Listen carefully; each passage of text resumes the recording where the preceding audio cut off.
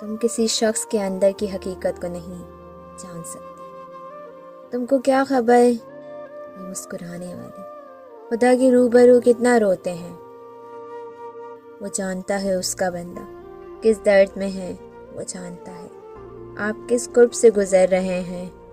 آپ کا صبر کرنا، بے بسی دل کا درد سے بھرا ہوا ہونا، سب اس کی نگاہ میں ہے۔ آپ پریشان مت ہو، خود کو بوجھل نہ کریں، وہ جانتا ہے نا، سب وہ ٹھیک کر دے گا۔ رابطے بتا دیتے ہیں کہ دل میں کتنی قدر ہے، ورنہ کہنے کو تو سبھی اپنے ہوتے ہیں۔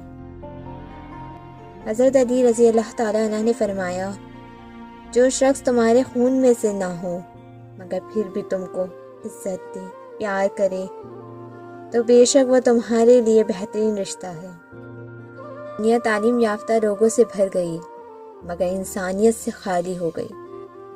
پہلے 2 لوگ لڑتے تھے تو تیسرا صلح کرواتا تھا، مگر اب تیسرا ویڈیو بناتا ہے۔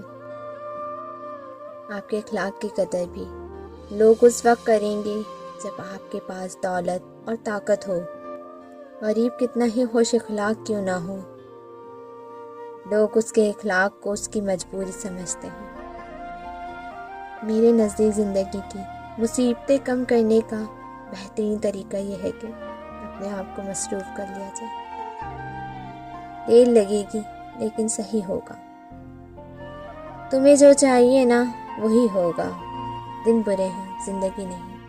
صبر رکھو، سب ہوگا، سب ٹھیک ہوگا۔ شرٹ کے ٹوٹے بٹن سے لے کر مرد کے ٹوٹے دل تک کو جوڑنے کا ہنر رکھتی ہے ایک عورت۔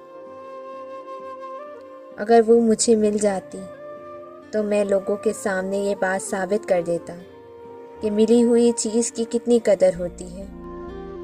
بیٹیوں کی امیدوں پر صرف باپ پورا اترتے ہیں، یہ کسی اور کے بس کی بات نہیں۔ یہ محبتیں 2 طرفہ ہوتی بھی ہیں کیا؟ میں نے تو جہاں بھی دیکھا ایک ہی شخص کو روتے سے سکتے بلکتے منتیں کرتے تڑپتے دیکھا۔ گھر کا مرد ظالم اور باہر کا مرد ہمدرد بن جائے تو سمجھ جاؤ یہ گھر تباہی کے قریب ہے۔